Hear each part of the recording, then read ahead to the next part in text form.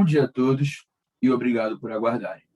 Sejam muito bem-vindos à videoconferência de divulgação dos resultados do terceiro trimestre de 2021. Destaco aqueles que precisarem de tradução simultânea. Temos essa ferramenta disponível na plataforma.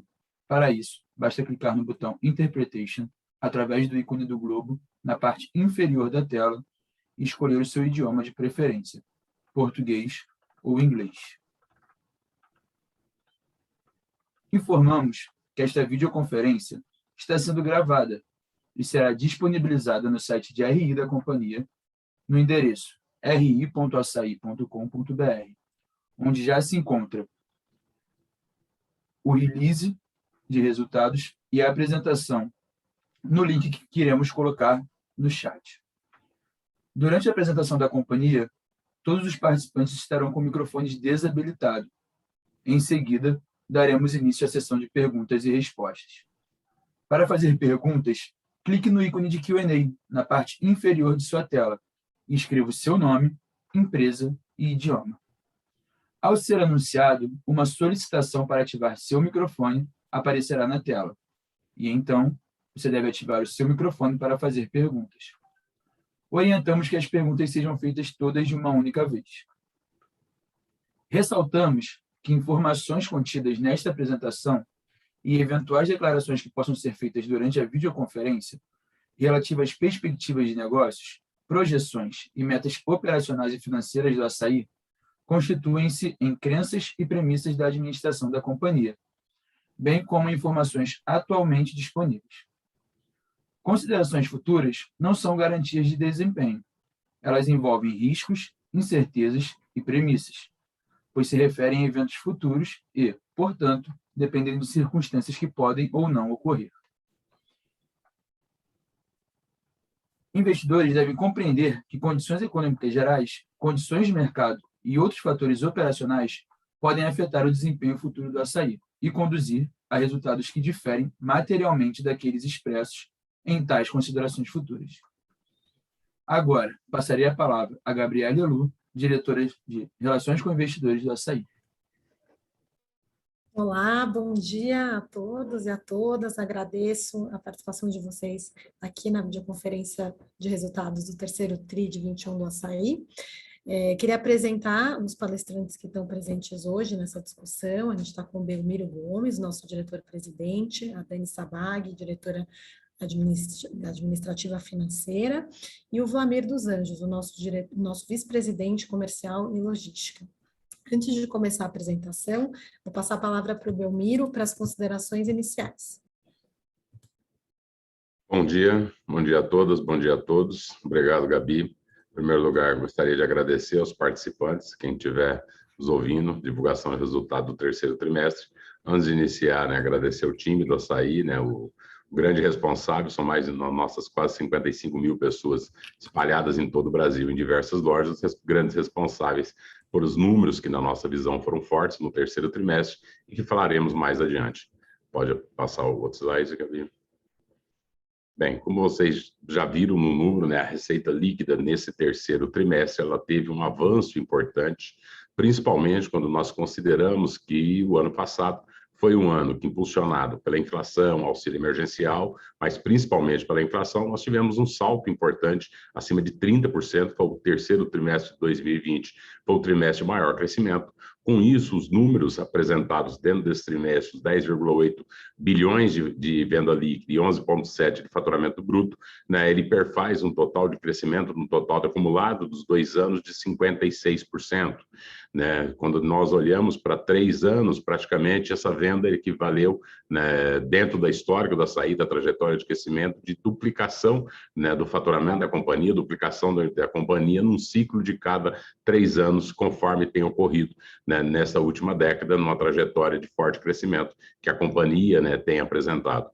O grande destaque, né, do terceiro trimestre, ele vai para a expansão. O parque de lojas abertas em 2020, os já inauguradas agora ao longo de 2021, elas têm contribuído significativamente para a nossa melhoria de venda. São lojas que entraram com uma boa performance em termos de faturamento, elas entraram também com uma performance muito importante em termos de margem bruta, em termos de despesa, consequentemente da margem EBITDA, que permitiu com que, mesmo com essa quantidade de abertura que nós tivemos nos últimos 12 meses, a margem não sofresse uma diluição significativa ou uma diluição em virtude da expansão. Isso é extremamente importante, dado que, da mesma forma que nos outros anos que nós continuamos a expandir muito forte, nós vamos falar um pouco mais adiante, a gente segue num projeto muito forte de expansão, combinando agora não somente as lojas orgânicas que nós sempre fizemos, mas também agora o parque, um parque maior de conversões do Extra e Hiper,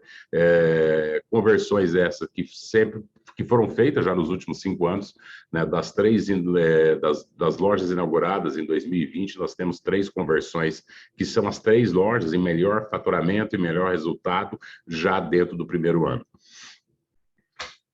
A passagem, né, desse movimento, né, o Wlamir e a Dani vai detalhar um pouco melhor depois em termos de números, né, fez com que no terceiro trimestre a companhia tivesse na nossa visão, uma importante manutenção do EBITDA, né?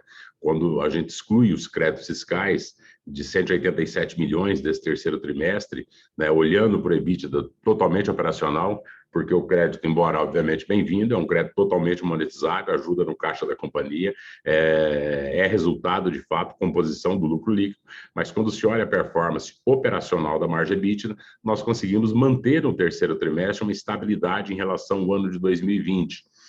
Por que isso é muito importante? Porque o terceiro trimestre de 2020, ele foi um trimestre onde nós subimos a margem EBITDA em quase 80 pontos percentuais em relação a 2019, ao terceiro trimestre do mesmo período, e ela está em linha, a margem do terceiro TRI, com o guidance de EBITDA que nós sinalizamos no momento da cisão e nos últimos 2 trimestres com uma margem EBITDA para o ano. Então, a entrega dela no terceiro trimestre, combinado já com o resultado que foi entregue no primeiro semestre desse ano, nos faz traçar para o ano de 2021 os números em linha ou ligeiramente superiores ao que nós destacamos tanto no movimento, quando nós fizemos a cisão com o GPA, como também com as diversas interações da divulgação de resultado dos outros trimestres. Essa estabilidade significa que o EBITDA se manteve, né, nesse 0,8 acima, contra 7%, que era a margem EBITDA na visão pós-IFRS 16. Para a visão pré-IFRS, vocês devem descontar em torno de 1 ponto percentual o nível de locação da companhia, um nível de locação normalmente baixo, dada a performance de venda da loja, o que gera uma diluição no efeito de aluguel. Lucro líquido finalizou com 538 milhões. Esse, obviamente, comporta os créditos fiscais, comporta já os custos da dívida, os custos de carregamento da dívida da alavancagem que o Açaí tem, e fechou extremamente positivamente mais de R$500 bilhões a 538 milhões, uma margem de 5%, percentual de 5% sobre as vendas desse trimestre, e já ultrapassamos no ano mais de R$1 bilhão em lucro líquido final. Então, isso também, obviamente, mostra o desempenho da companhia, mostra a assertividade da política comercial, de diversas práticas, da expansão de práticas da companhia em relação para a entrega dessa margem EBITDA, do lucro líquido. Dívida, a Dani vai poder destacar um pouco melhor mais para frente, mas na nossa visão, né, se nós considerarmos que nesse ano nós já investimos mais de 1 bilhão e 420 milhões nossa expansão, dado que nós temos como objetivo, esse objetivo está mantido, de inaugurar 25 a 28 lojas esse ano, né, mesmo com o aumento pesado que nós tivemos dos custos de construção, aumento de material, dificuldade de insumo, algumas obras elas tiveram também seu calendário, né, de execução ampliados em virtude de restrições pela Covid, que impactou muito os canteiros também de obra no ano. Então, nós vamos ter uma concentração de aberturas agora no 4º trimestre de 2021, mas a companhia seguiu investindo. Para que vocês tenham uma ideia, nós devemos investir esse ano, esse 1 bilhão e 420, ele vai ultrapassar a marca, provavelmente, ou deve chegar próximo a 2 bilhões de reais.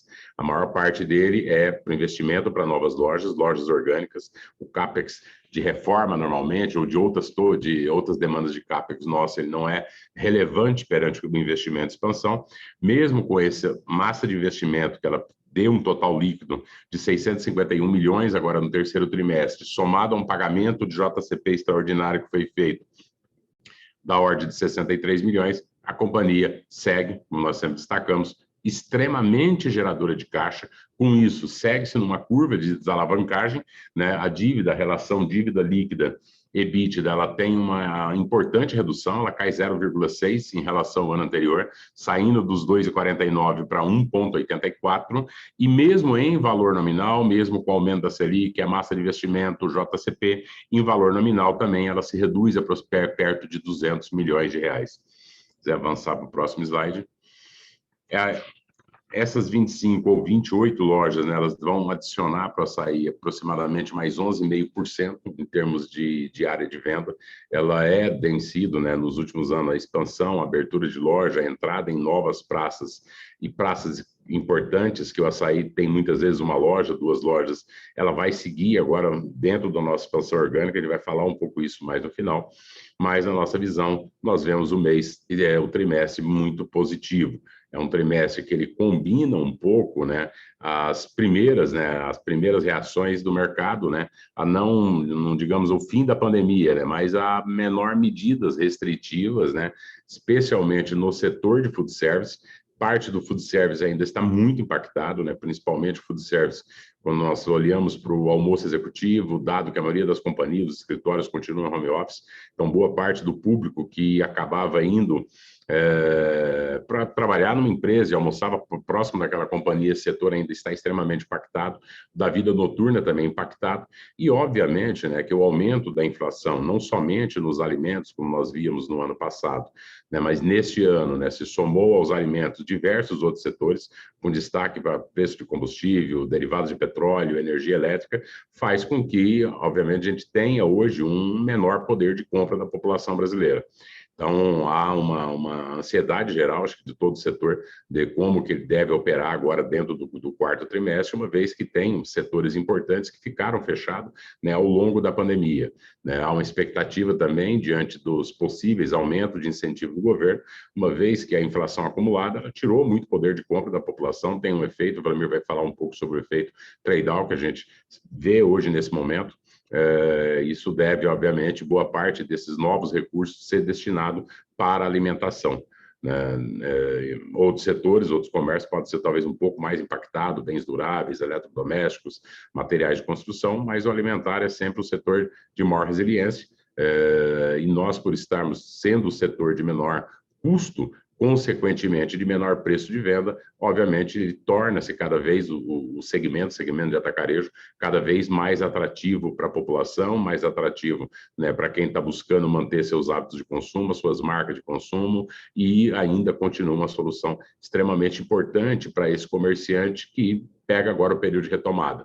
Uma vez que as primeiras observações que nós temos mostra ele, o comerciante, extremamente cauteloso, mesmo os que estão abertos, né? Se nós formos lembrar, o ano passado, em outubro, novembro, havia uma expectativa extremamente positiva das reaberturas de final de ano. O que nós vimos no ano passado, que esses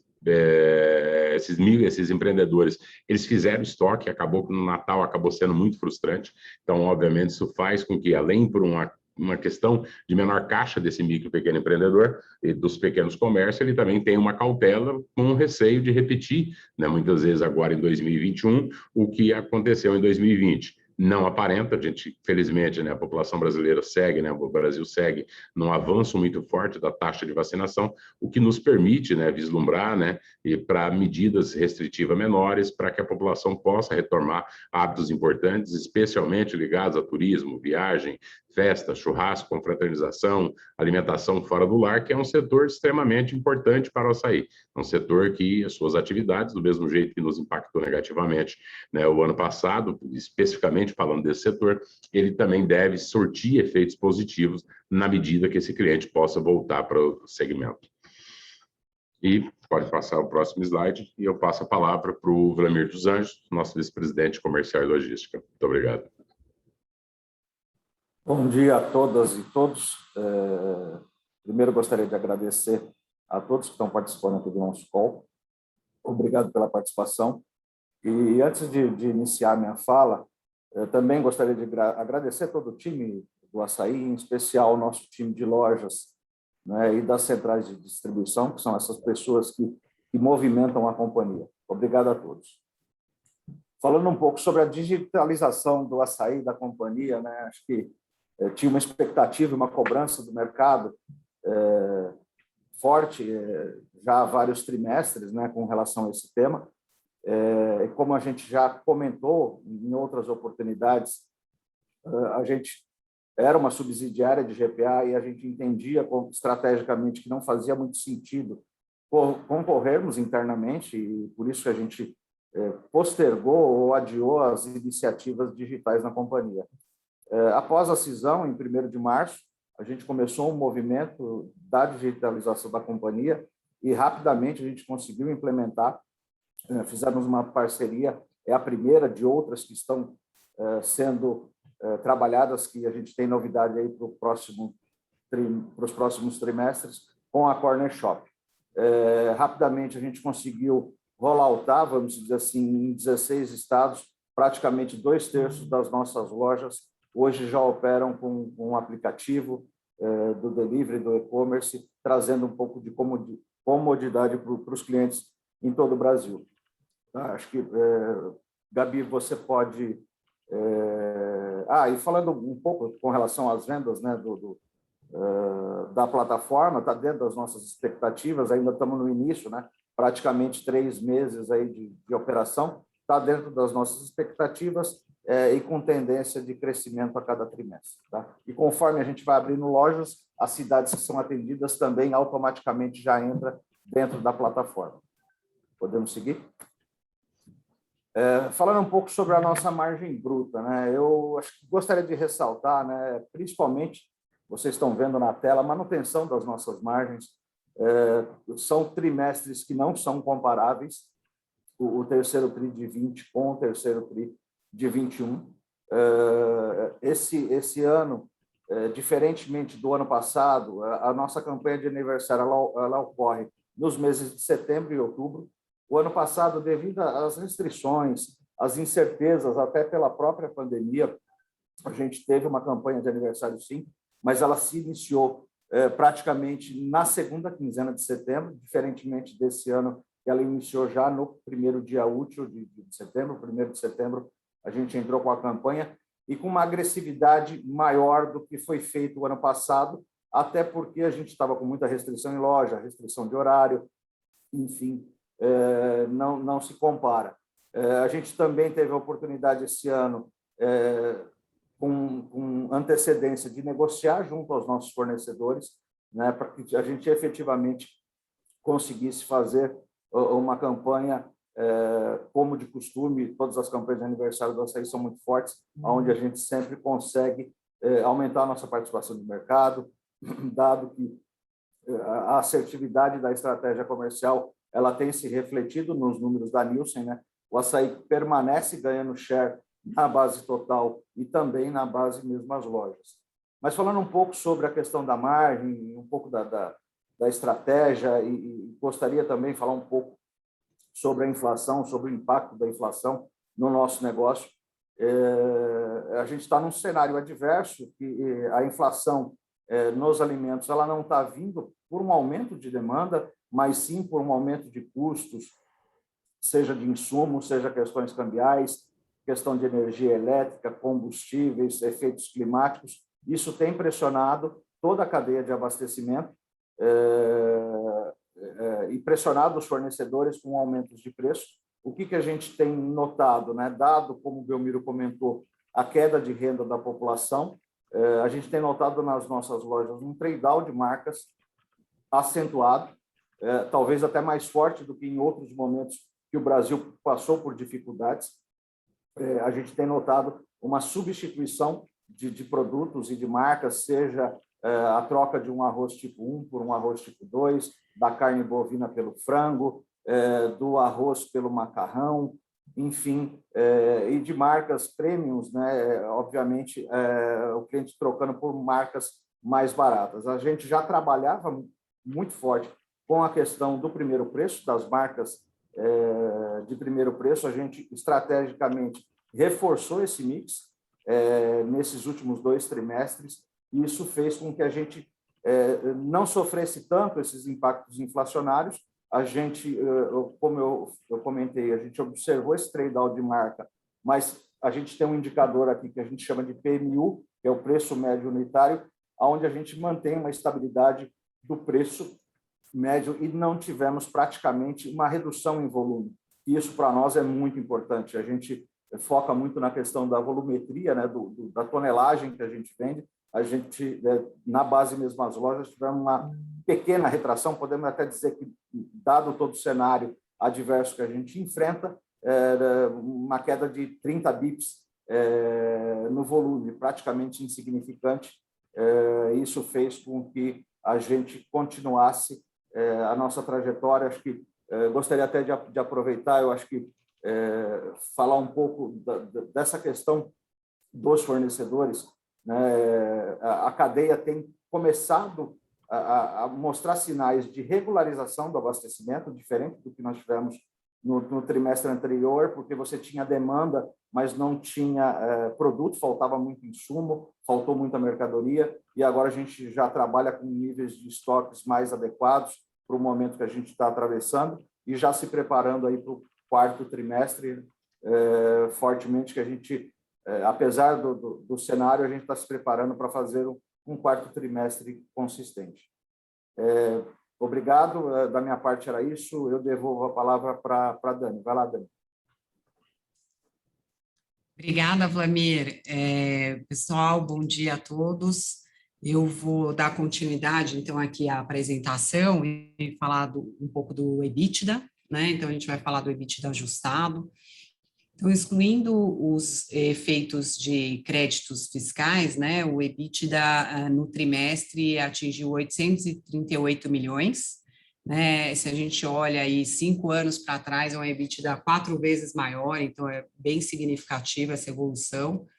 A gente teve um crescimento de 17% ano contra ano, e uma margem de 7,8%, que ela é estável, relativo ao patamar do terceiro TRI, e comparado a 19, a gente fez um exercício aqui, como a gente tem falado da venda, a gente cresceu 73% em 2 anos, e a venda 56%. E quando a gente olha no acumulado de 9 meses, esse crescimento de 2 anos foi 69%, e comparado com a venda, o crescimento ainda mais significativo de 24%. Então, realmente tem mostrado aí a solidez desse resultado operacional, né?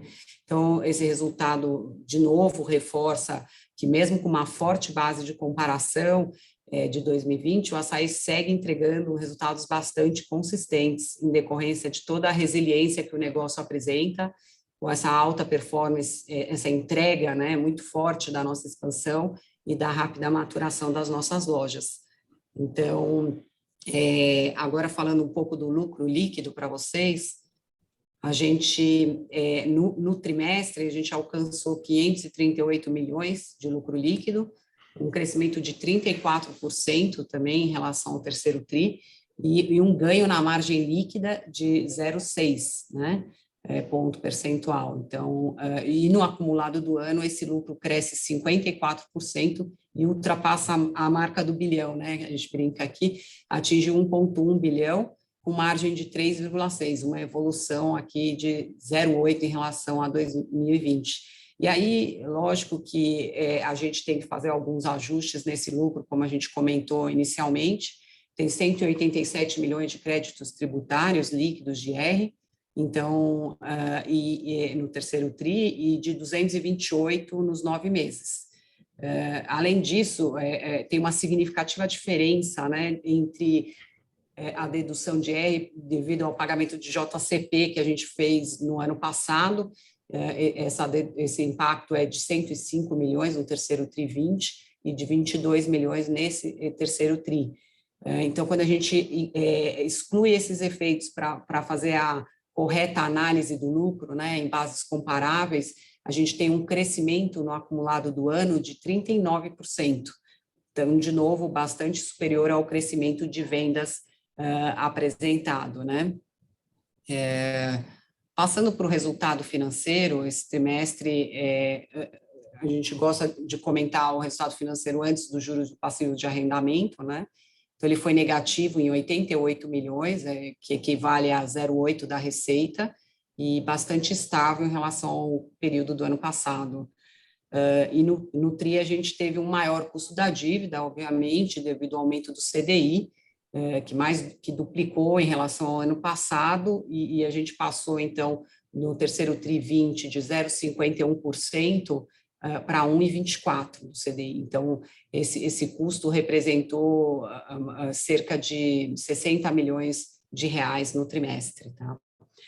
Outro fator também que contribuiu para o aumento do resultado financeiro foi um maior volume da dívida bruta no trimestre. O que é isso? A gente carregou, né, esse maior volume em razão da segunda emissão de debêntures, que foi feita pela companhia, que ocorreu em junho, né, essa captação, no valor de 1,6 bi.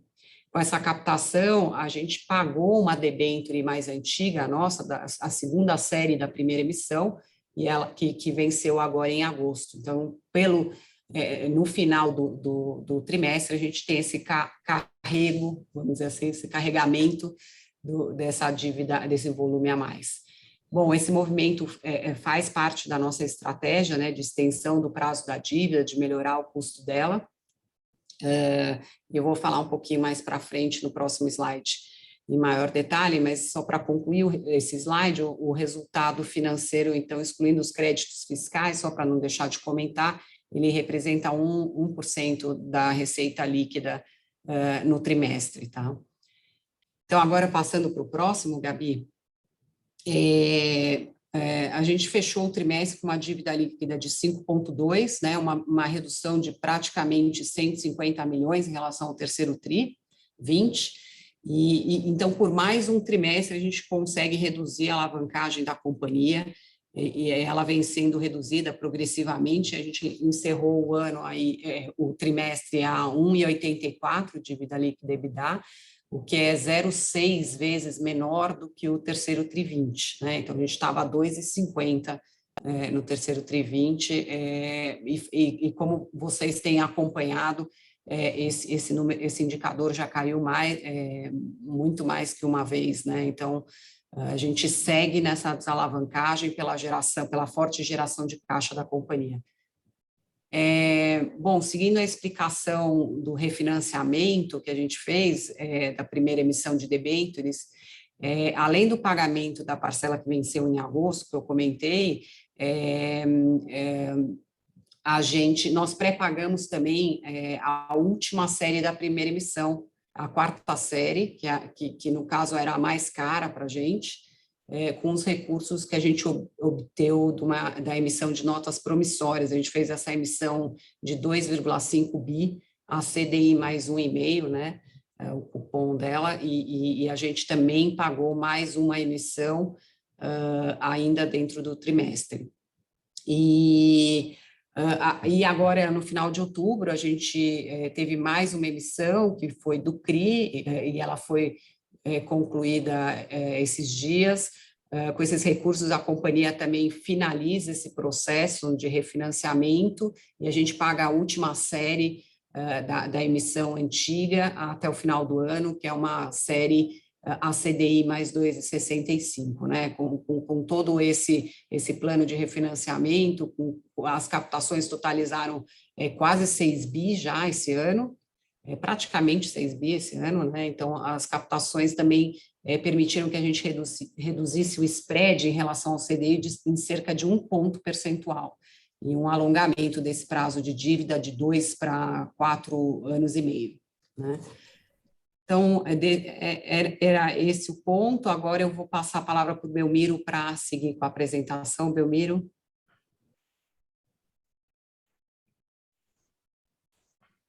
Obrigado, Dani. Falando sobre expansão, né? Na verdade, a gente colocou 11, né? Mas nós estamos com 12 lojas em 2021 inauguradas. Hoje, né? Infelizmente, não pudemos estar, nós estamos inaugurando uma outra loja hoje em Fortaleza, de Sargento Hermínio. Né, com isso, né, o Assaí chega a 196 lojas, estamos muito próximo agora de ultrapassar a marca, né, de 200 lojas, né, nós chegamos na 100ª em 2016, e a empresa vem num forte processo de expansão. Né, esse ano, né, nós, como eu mencionei anteriormente, nós vamos estar com as inaugurações muito concentradas no quarto trimestre, dado o calendário de obra, dado também a concentração de momento, na nossa visão, o momento quarto trimestre também sempre é um momento mais positivo para aberturas de loja. Então, até o momento, nós já inauguramos 12 unidades. Essas unidades estão distribuídas em 8 estados diferentes do Brasil. Isso mostra que a expansão ela não tem uma concentração em uma única região. Performance nossa ela tem sido positiva em todas as regiões. Isso mostra, né, tanto o fortalecimento, né, da capilaridade da distribuição do açaí, como também o foco que nós temos tido na regionalização. Tivemos inauguração na região norte, tivemos inauguração no nordeste, dentro do centro-oeste, né, tivemos inauguração no sudeste, e temos um calendário forte de aberturas daqui até o final do ano. Né? Nós mantemos a meta, pode avançar o próximo slide, de inaugurarmos dentro do ano em torno de 25 a 28 novas unidades. Nesse momento, nós estamos em obra com 25 lojas orgânicas, já uma parte do parque de 2022 ele já está em obras também nesse momento, né, olhando para essa nova realidade, da questão dos insumos, da questão dos times da pandemia, que vai permitir com que a meta que nós agora reajustamos para 18 lojas orgânicas para 2022, ela seja mantida. Né? Teremos ainda uma inauguração, uma entrada no novo estado, é o último estado que falta em cima da região norte do Brasil, que é o estado do Acre. Então, devemos inaugurar esse ano agora, entre novembro e dezembro, aproximadamente 15 a 17 novas unidades do açaí, e já vamos virar o ano com aproximadamente 8, 9 obras ou 10 obras no total em construção para abertura ao longo de 2022, né? Esse avanço, né, esse um pouco do adiantamento também da orgânica, é importante porque vem agora, né, a expansão das lojas orgânicas, ele vai se combinar com um projeto que nós anunciamos, né, há pouco tempo atrás, que é a aquisição de pontos do Extra Hipermercado. Né? Dentro do parque desse ano mesmo, das lojas que foram inauguradas, 2 são conversões. Hoje, dentro das 5 principais lojas do açaí, nós temos 3 conversões. Das 10 top de fluxo, também provavelmente nós temos 6 que foram lojas oriundas de conversões.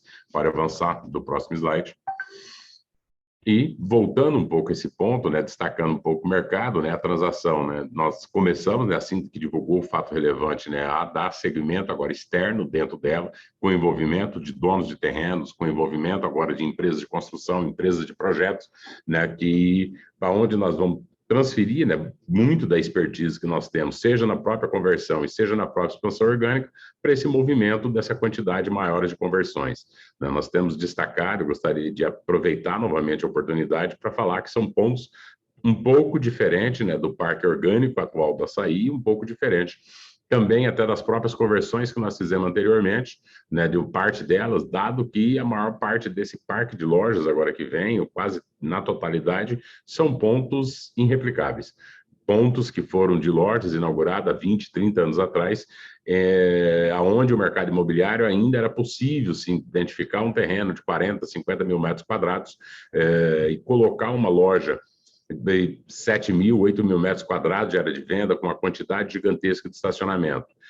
O avanço do adensamento populacional, principalmente nas capitais brasileiras e nas grandes cidades, faz com que hoje você tenha uma dificuldade gigantesca. Então, a realidade hoje do setor, como o setor de atacarejo ou de cash and carry, nós crescemos muito forte na última década, né, e talvez um pedaço na outra década passada, mas predominantemente na última década. Quem pega o histórico e vê a quantidade de lojas do setor aberta e olhar para as localizações, vai ver que boa parte dessas lojas, nós não conseguimos adentrar, né, dar proximidade para o cliente.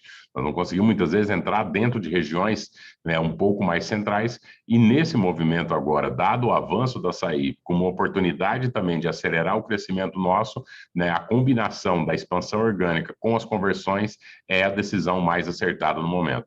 Esse projeto ele vai nos permitir adquirir pontos que seriam impossíveis hoje, dada a realidade do mercado imobiliário, ou de tempo de aprovação, ou a própria existência de terrenos nessas regiões com essa metragem das lojas. A maior parte delas ou estão em capitais do Brasil ou em regiões metropolitanas das capitais, das 71, 63 estão dentro dessas condições. A área de venda desse parque de loja vai permitir com que nós adicionemos 50% do que nós temos hoje, para que vocês tenham uma ideia, uma metragem muito diferente da realidade que nós temos hoje em uma parte do parque de lojas do Assaí, e nos permite estar em boa parte delas até muito mais próprio do público PJ. Boa parte delas, por estar em regiões centrais, são regiões normalmente que concentram operadores de food service, que concentram muitas vezes mercearias pequenas, mas principalmente a indústria de food service, padaria e outros setores, vai permitir com que seja uma loja próxima, vai permitir com que esse cliente comerciante consiga se abastecer mais rapidamente e você também está próximo de centros populacionais muito mais elevados. O histórico de conversões, ele mostra que a conversão normalmente ela é extremamente rápida em termos de maturação. Pode passar o próximo slide. Essas conversões, normalmente, por já serem pontos tradicionais, conhecidos da população, você tem um tempo de atração daquele cliente da loja que foi aberto e, em termos de margem, muito mais rápido do que o parque orgânico. Isso vai ser extremamente importante. Na nossa visão, 2022 vai ser um ano que a população ela ainda vai estar por uma série de questões econômicas, questões que não estão dentro do nosso, né, poder de atuação, mas que devem ter uma busca ainda maior por preço. Então, a bem da verdade, esse ponto combina já uma estratégia que a gente vem seguindo nos últimos anos de fazer uma combinação que é o quê? Melhorar a experiência de compra do cliente, seja através da localização das lojas, seja através da ambientação que tem dentro dessa loja, seja através do nível de serviço que é colocado para essa loja, mantendo o preço baixo, o preço de atacado, mantendo ainda uma vantagem muito grande, seja para o cliente consumidor, seja para o cliente comerciante. Então, as conversões até hoje, em média, nós triplicamos a venda que existia anteriormente no parque. Elas levam quase que 6 meses para atingir a rampa total de venda, normalmente com lucro líquido dentro do primeiro ano, né? O break-even das conversões tem sido muito mais elevado por se tratar de pontos muito conhecidos. Vocês veem no slide aí a loja de Carapicuíba, é uma das principais lojas nossas em faturamento. Essa loja tem 8 mil metros quadrados de área de venda, mais de 14 mil metros quadrados de área construída e 830 vagas, quase 900 vagas de estacionamento. É uma das principais lojas do Assaí e que já fez parte muito desse movimento possível de conversão. Ela tem muito em linha com o parque atual de lojas que nós estamos nesse momento adquirido. Havia uma série de empecilhos, de problemas no passado que evitou algumas conversões, mas as mudanças de mercado, mudanças econômicas que foram muito rápidas e o trade-down, esse movimento crescente de migração de clientes dos canais de varejo para o atacado, nos fazem ter uma confiança muito grande na execução, na entrega. Então, próximos passos nossos. O Extra deve encerrar suas atividades no final agora de dezembro, talvez, né, metade do mês de janeiro, para que nós, em fevereiro, entramos com os processos de conversões de loja, que serão divididos em 2 ondas. Ainda não temos fechado quais são as lojas da primeira e da segunda onda, uma vez que isso também depende de regulamentações de órgãos, mas o objetivo é ter em torno de 40 unidades na primeira onda. Essas lojas vão estarem sendo reabertas por volta de junho, julho e agosto do próximo ano, e uma segunda onda se inicia em seguida, até pela capacidade de execução, com entrega no primeiro trimestre de 2023. Junto a isso, vai se combinar de 18 a 20 lojas orgânicas, então nós vamos ter um ano de forte crescimento, de entrada da marca em regiões que nós gostaríamos sempre de entrar. A marca Assaí, ela tem sido muito aceita pela população, seja isso a gente tem visto, seja no parque orgânico, seja nas conversões. Acreditamos que esse passo ele é um passo histórico, um passo que ele vai mostrar extremos resultados e coloca o Assaí de novo numa competição, na busca também pela liderança de mercado, né, entregando e levando, vai ser benéfico tanto para o nosso cliente, para os nossos fornecedores, para os nossos acionistas. Fechando essa parte, falando um pouco sobre ESG, tema importante, tema que hoje, obviamente, existe um reforço das companhias, mas quem acompanhou a trajetória do Assaí sabe que muitos desses temas, e até antes do assunto estar tão forte no mercado, ele já era praticado como missão da empresa, até por demanda também do nosso controlador. investimentos, né? Nós temos, acho que em 2 estados, a maior planta fotovoltaica dentro de telhados do Açaí. Então, boa parte das nossas lojas já estão no mercado livre de energia. A nossa matriz, ela é praticamente toda uma matriz renovável, né? Onde a gente tem um uso muito forte da fotovoltaica e da eólica, que tem uma participação já hoje extremamente importante, né? Com dentro desses contratos que nós firmamos dentro do mercado livre de energia, nós devemos estar, né, com 174 lojas, estamos com 174 lojas migradas nesse momento, além de uma série de outras iniciativas. A Academia Açaí Bons Negócios, foram mais de 16 mil inscrições esse ano, né? No total de pessoas selecionadas, né, aproximadamente 80% são mulheres e 80% também são autodeclarados, né, como negros ou pardos. São pessoas que mostram, né, nós já temos esse projeto há alguns anos, onde nós, além do micro e pequeno empreendedor, o empreendedorismo ser um cliente, há um papel nosso, na nossa visão da sociedade, de fomentar conhecimento técnico, conhecimento financeiro para esses clientes, né? Mais de 1.500 foram selecionados e passaram pelos cursos da Academia Açaí, além de uma série de iniciativas que a companhia vem desenvolvendo nesse tópico. Temos hoje 25,3% de mulheres em cargos de liderança, abaixo, obviamente, do que a gente tem trabalhando, mas a evolução tem sido significativa, quase 5%, né, de avanço no terceiro trimestre do ano passado em relação a esse trimestre, e mais de 45% dos nossos colaboradores de liderança se declararam, no último censo feito, como negros ou pardos. Dos números do terceiro trimestre de 2021 são isso, e aí devolvo a palavra para a Gabi, nossa diretora de RI. Muito obrigado a todas e todos. Obrigada, Belmiro. A gente vai seguir agora para a sessão de perguntas e respostas. Agora, começaremos a sessão de perguntas e respostas. Lembrando que, para fazer perguntas, vocês devem clicar no ícone de Q&A na parte inferior da tela e escrever o seu nome, empresa e idioma. Ao ser anunciado, uma solicitação para ativar seu microfone aparecerá na tela. E então, você deve ativar o seu microfone para fazer perguntas. Solicitamos, por gentileza, que as perguntas sejam feitas todas de uma única vez. Vamos à nossa primeira pergunta. É do João Soares, analista sell-side, do Grupo Citi.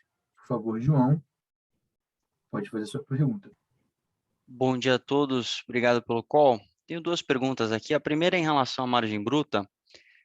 O Valmir passou umas mensagens bem claras como vocês estão conseguindo manter essa margem bruta, mas olhando para frente, como você mencionou, a normalização da cadeia de abastecimento, e com também, né, a gente vê o mix de PJ, imagino, voltando bem forte agora no final do ano, como que a gente deveria, pelo menos um direcional aqui de margem bruta, e ajudar bastante a gente.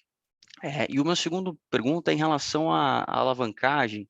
Vocês têm bem claro o quanto vocês esperam de faturamento até 2024, número de lojas, mas acho que seria importante, Dani, se você pudesse passar qualquer visibilidade aqui em relação a como vocês esperam que essa dívida, essa alavancagem evolua ao longo do tempo, conforme vocês vão pagando as parcelas da aquisição dos hipermercados. E dentro desse mesmo ponto de dívida, Dani, se você puder passar um pouco para a gente, vocês podem, o que tem de espaço aqui adicional para vocês reduzirem spread CDI via refinanciamento, ia ser interessante também.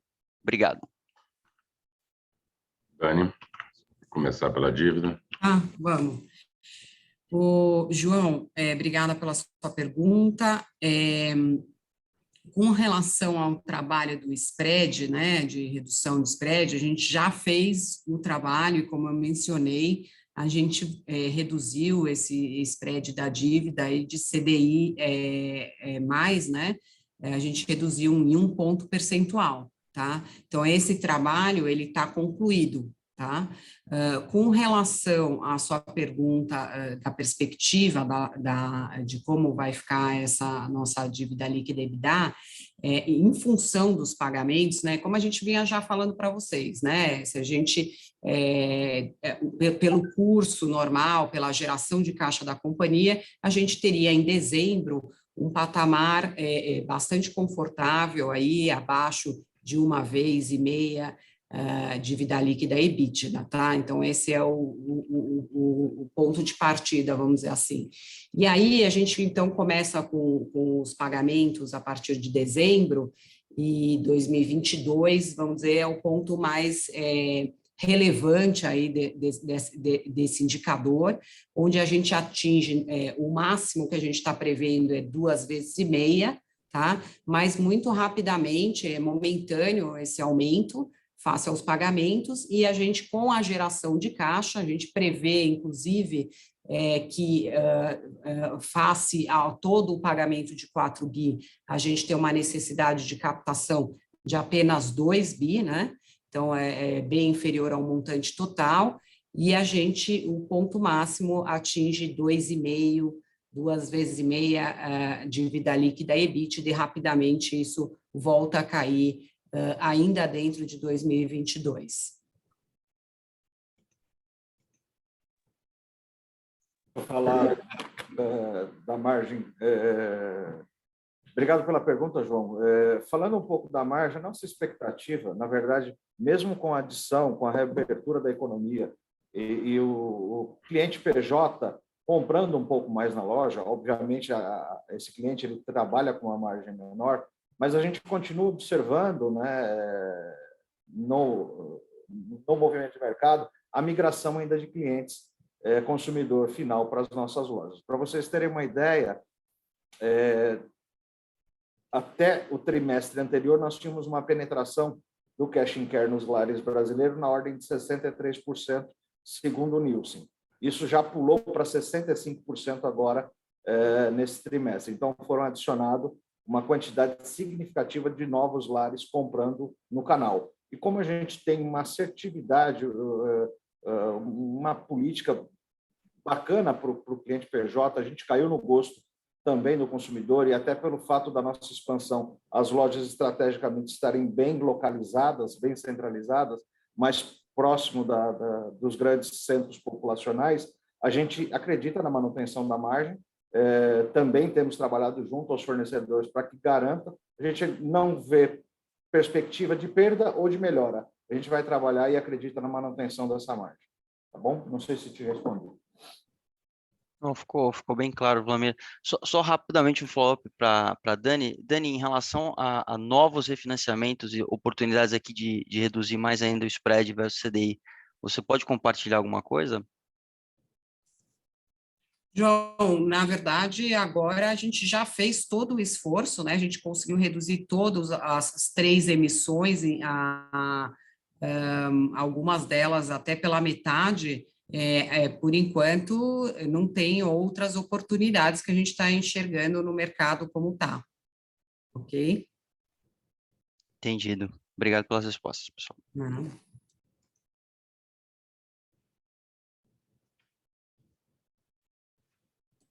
A nossa próxima pergunta vem do Thiago Macruz, analista sell-side do Itaú BBA. Thiago, por favor, pode prosseguir. Oi, pessoal. Bom dia. Eu queria falar um pouco dos choques de oferta, né? Os issues que a gente está acompanhando na cadeia de suprimentos. Vocês comentaram que caminham na direção de uma normalização, mas eu queria entender se esse cenário impactou ao longo de 2021 e eventualmente agora para o final do ano nas compras de oportunidade, né? A gente sabe que vocês e o atacarejo, a indústria como um todo, são sempre acessados quando os fornecedores querem entregar o ano, as metas que foram colocadas em janeiro. Eu queria entender se vocês estão sendo capazes de manter margem ano contra ano, mesmo em um cenário em que isso não esteja acontecendo como aconteceu em outros anos. A ideia é essa. Obrigado, pessoal. Olá, Thiago. Obrigado pela pergunta. Você tem razão na questão, né? Dado que você tem dificuldade na cadeia de insumos, obviamente que as possibilidades de compra de oportunidade elas são menores nesse período. Tanto que a concentração da área comercial nossa foi muito mais na manutenção, de buscar reforçar, principalmente produtos de primeiro preço, para refletir um pouco dos hábitos que a gente viu, né, como o Wlamir citou, da questão de trade-down, e deixou as oportunidades um pouco de lado. Cenário que, na nossa visão, ele deve ser alterado agora, na medida que sinaliza um importante trade-down na população. Então, obviamente, que você vai ter ainda um consumo onde ele vai estar diferente, dependendo da marca do produto, dependendo do fornecedor. E isso abre, sim, oportunidades, pelo que a gente enxerga para frente, que na medida que normalize a cadeia de insumo, mas que os hábitos da população já tenham mudado, que ela tenha se adaptado, feito troca de marcas, feito troca de embalagens de produto, para conseguir manter sua compra num cenário que suportou uma inflação muito pesada nos últimos 2 anos, sem um aumento de renda. Então, é muito provável que o que a gente deve ver é como chamaria um descompasso entre produtos premium com outros produtos, né? Dado que esse movimento ele vem se acentuando muito forte, né? No último, né, ele veio talvez até menor do que se esperava durante o período do auxílio emergencial, mas ele vem pegando um espaço, né, um tamanho significativo.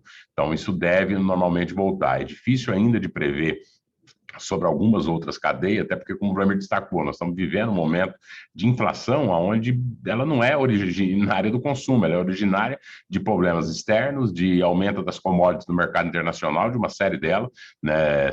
Foi o que aconteceu com o aço, que nos impactou na construção, seja o que aconteceu nas commodities agrícolas, por questões muitas vezes climáticas. A tudo isso, temos ainda um complicômetro que é a desvalorização do real. Então, isso tem pressionado, de fato, os custos, né? E aí, como sempre, né, vai ter a briga da lei da oferta e da procura, né, que isso vai estar mais acentuado na minha visão no 4º trimestre e ao longo de 2022. Então, é possível, sim, que nesse cenário possam surgir oportunidades, muitas vezes não numa categoria totalmente, mas para determinadas marcas, para determinados fornecedores, que eles podem, muitas vezes, num cenário de maior dificuldade de venda, o canal realmente, você tem toda a razão, ele serve como busca, temos capacidade de fazer uma estocagem com baixo custo, até porque boa parte da estocagem é feita diretamente nas lojas, né? Senão não faz sentido quando você tem uma compra de oportunidade. Não adianta muitas vezes você falar, bem, esse produto aqui eu tenho um problema de alta ou estou conseguindo comprar mais barato e deixar estocado dentro de uma central de distribuição, que o custo de frete, o custo de armazenagem vai comer provavelmente toda a oportunidade que você teve na compra. Então, é possível que surjam algumas situações dentro desse cenário, mas nós não estamos ainda trabalhando com isso no radar. O que a gente tem feito é uma disciplina muito forte na gestão, buscado uma disciplina forte na gestão do estoque, principalmente para se adequar. É um setor que, nossa, a maior parte dos itens não são itens que demandam alto giro, então nós conseguimos nos ajustar muito rapidamente para refletir demanda de cliente consumidor, demanda de cliente comerciante. Obviamente que ainda temos uma expectativa agora com o final da pandemia, né, de setores importantes, né, que possam voltar, como eu falei, né, no início do discurso, Thiago. Obrigado. Muito bom, Belmiro. Obrigado pelas respostas. A nossa próxima pergunta vem do Nicolas, analista sell-side da JP Morgan. Nicolas, por favor, pode prosseguir. Oi, pessoal, bom dia. Vocês já falaram sobre o impacto do trade down, mas eu gostaria de entender como vocês estão vendo as tendências de traffic nas diferentes regiões. Além disso, vocês podem comentar um pouquinho sobre o nível de recuperação do B2B versus níveis pré-pandemia? Obrigado. Trade down, não sei se a pergunta foi essa, Nicolas, mas ele acontece hoje em todas as regiões do Brasil, mas muito mais forte, obviamente, na região norte e nordeste do país, né? Uma vez que você tem 2 movimentos, né? Um movimento de migração do cliente do varejo para o nosso canal, mas tem dentro do próprio canal, obviamente, imagina, né? Pegando o exemplo da categoria de carnes, na medida que ela sobe quanto ela subiu, você tem uma troca de carne bovina por carne de frango.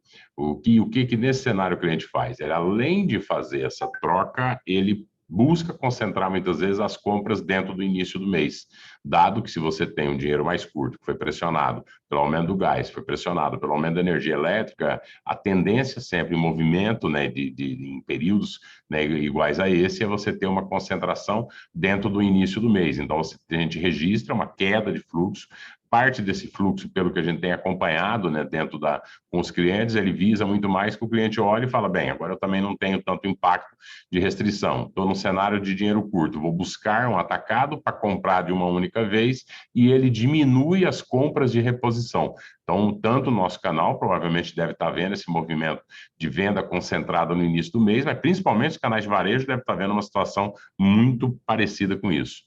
O B2B ainda é prematuro, ainda, falei, né? Você pega cantina de escola, ainda não voltou, né? Boa parte ainda alguns serviços não voltaram e há uma cautela muito grande do público, pessoa jurídica, né, desse público B2B, né, com a questão de estoque e alguns deles também com a dificuldade muito grande de caixa.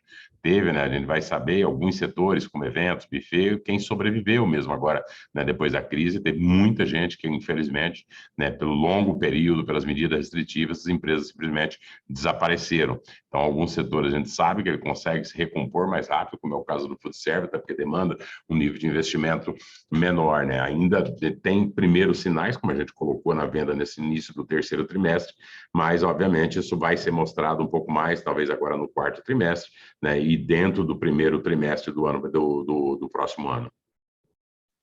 Não sei se ficou claro, Nicolas. Sim, super claro, Belmiro. Obrigado. A próxima pergunta vem do Bob Ford, do Bank of America.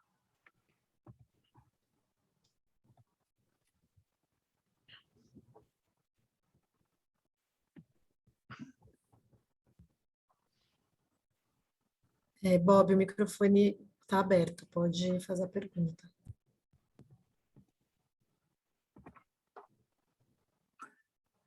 Iremos passar a nossa próxima pergunta, depois retornaremos ao Bob. A nossa próxima pergunta vem de Irma, analista sell-side da Goldman Sachs. Irma, por favor, pode prosseguir. Olá, bom dia, obrigada por pegar uma minha pergunta. Eu tenho uma pergunta sobre o canal de e-commerce. Eu entendo que ainda estamos no início dessa experiência, desse crescimento deste canal, mas conforme que ele ganha escala, como que vocês imaginam que deve se comportar a rentabilidade deste canal? Ou seja, se vocês puderem comentar um pouco como que se comporta essa rentabilidade deste canal hoje em relação com rentabilidade do core business, e como que vocês estão vendo ao médio prazo? Obrigada. Obrigado pela pergunta, irmã. O e-commerce, né? Embora para o açaí seja o início, mas como nós falamos, o Vladimir falou anteriormente, né? No fim, como grupo, nós já fazíamos o canal e nós, por incrível que pareça, nós somos vendedores para muitas empresas que vendem alimentos no e-commerce, né? Nós temos pelo menos aí 4 grandes clientes que compram conosco os alimentos para vender no e-commerce. Então, é o canal que, embora o açaí, ele, na nossa visão estrategicamente, não fazia sentido antes do movimento de cisão, é um canal que nós temos um bom conhecimento sobre ele, né? A margem, ela é ligeiramente, né, nesse dado que nós decidimos entrar através do Last Mile, né, nós implementamos muito rapidamente, dentro do terceiro TRI foi iniciado e já está em 120 lojas, 16 estados, tem uma taxa que é pago para quem opera na última milha. Então, embora, por um lado, quem compra é consumidor final, que tem uma margem maior. Por outro lado, a gente paga, então ele tem uma margem aproximadamente 2 pontos abaixo do que seria uma margem nossa, em linha com a margem do que a gente vende para o PJ. Né? A observação, né, e obviamente ainda está no início do projeto, vamos ver como é que os números se comportam no quarto trimestre, né? Teve uma aderência muito forte, a gente sabia que tem uma parcela da população que tem condições de pagar e que precisa pagar por esse serviço, que quer muitas vezes comprar no açaí, mas não consegue se deslocar e quer oferecer o preço mais baixo. Nós vamos ainda aguardar um pouco os números do quarto trimestre, do primeiro trimestre do ano que vem. Novos Last Mile também devem ser adicionados para essa base, mas em termos de margem geral, ele não deve ter nenhum impacto, porque o e-commerce ainda, né, no alimentar, e aí não somente no atacarejo, mas mesmo para player que já opera há muito tempo, ele ainda tem uma participação muito pequena, né? Quando a gente olha para todo o mercado alimentar, principalmente quando você entra na linha de perecíveis, produto fresco, ainda o hábito da população é buscar escolher na loja, ver o produto que está sendo escolhido. Você tem aí 10% da população com possibilidades. Nesse movimento de entrada das lojas que hoje estão com extra, dado que elas são em regiões de maior poder aquisitivo, elas são muito mais próximas de público de classe A, B, deve ter um aumento disso, ou alguns outros projetos, a gente já está olhando para esse sentido, para refletir a necessidade, como nós falamos, a necessidade do cliente. Então, essas lojas grandes e melhores localizadas também, elas devem permitir a oferta de algum outro nível de serviço que hoje, dado que pela população que está no entorno das lojas, dado pela menor quantidade de vaga de estacionamento, que hoje para nós não fazia sentido. Então, algumas novidades nós esperamos também, embora o foco principal é entrar, converter, reabrir as lojas o mais rápido possível. Ele abre essas lojas, abre novas oportunidades para sair. As regiões que elas estão, ao público que tem à sua volta, o nível de renda que tem à sua volta, abre grandes oportunidades, seja em termos de serviços, seja em termos de categorias de produto, irmã. Bem claro, muito obrigada. Obrigado.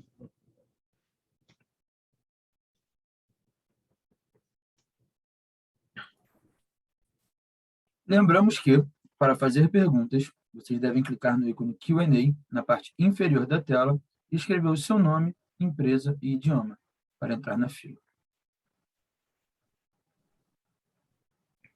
Conseguiu achar o Bob?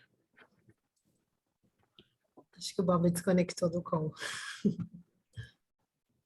Mas vamos lá. A gente recebeu algumas perguntas pelo chat, então eu vou responder por aqui. Tem uma pergunta sobre como a gente vai captar esses 2 bi que a Dani mencionou, a gente ainda está estruturando. Uma pergunta aqui da XP Asset. Mais uma pergunta, aí não sei se a Dani quer comentar, como a gente vê o impacto da Selic no resultado financeiro e no nosso bottom line, e se a gente deve esperar maiores pressões na despesa para o ano que vem. Pergunta do Diogo da Meta. Bom ponto, Gabi, né? Obviamente, né, o aumento da Selic, ele, no momento, o açaí já vem numa curva de desalavancagem muito forte. A empresa, como nós sempre falamos, é extremamente geradora de caixa, dado que esse ano, mesmo com essa massa de investimentos que foi realizado, o pagamento do JCP, a empresa conseguiu se desalavancar e suportar o custo da dívida. Por um lado, a gente vai ter como ofensor o aumento da Selic no próximo ano. Por outro lado, também, né, boa parte das lojas que estão entrando esse ano, elas entram com a contribuição para o próximo ano. Então, obviamente, na medida que nós vamos nos alavancar mais para as conversões do Extra, seja para o pagamento, que ele embora para o GPL é parcelado, ele se estende até 2024, né, dentro da curva, né, dada a capacidade de geração de caixa do açaí, para que vocês tenham uma ideia, né, o indicador de 1,5 vezes EBITDA já vai ser atingido em 2023. 2023 a gente deve já conseguir fazer, né, além da própria elevação também, uma amortização extremamente importante, mas sim, obviamente, vai ter impacto dentro dos nossos resultados. Pode ser que o alvo que nós estamos trabalhando é para aterrissar, né, 2024 com um nível de dívida líquida cravado em 1 vez a massa EBITDA, né? Se movimento da Selic, ele pode, obviamente, ele aumenta o custo de carregamento, deve impactar, isso foi simulado dentro dos projetos, dentro do projeto de expansão, dentro do projeto agora de aquisição do Extra, nós trabalhamos com esses cenários, né, tanto um pouco do que seria o consenso de mercado e até cenários um pouco mais pessimistas, uma vez que a imprevisibilidade é grande, mas sim, o aumento da Selic vai ter impacto no resultado financeiro.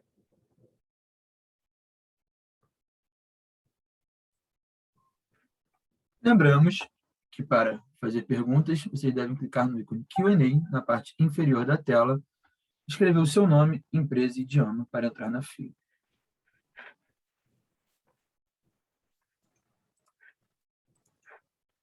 A sessão de perguntas e respostas está encerrada. E agora gostaríamos de passar a palavra para as considerações finais da companhia. Bem, agradecer a todos que participaram, né, que ouviram o call. Na nossa visão, o terceiro trimestre, como a gente falou, ele foi muito positivo. Agradecer ao time do Açaí das suas diversas áreas pelos avanços feitos dentro do terceiro trimestre, seja na quantidade de projetos, o próprio movimento, né, que foi feito agora com a Corner Shop, o movimento da dinâmica comercial, campanha de aniversário, né, a abertura de lojas, mas mesmo as lojas que não estão abertas ou em construção requerem, e as que estão próximas de abertura, um esforço gigantesco de mobilização, de treinamento, né, do todo o time. Né, isso mantém a companhia, né, muito convicta na sua trajetória de crescimento, na assertividade das nossas decisões, na assertividade dos pontos, né, e nos vemos depois no quarto trimestre desse ano, no fechamento de 2021, né, mesmo com todas as turbulências, dúvidas econômicas, perto do ano eleitoral, né, no modelo nosso de negócio, a gente está muito convicto da resistência e resiliência dele, vide a performance apresentada ao longo de 2020 e 2021. Muito obrigado. A videoconferência de resultados referente ao terceiro trimestre de 2021 do Assaí Atacadista está encerrada. O Departamento de Relações com Investidores está à disposição para responder as demais dúvidas e questões. Muito obrigado a todos e tenham um bom dia.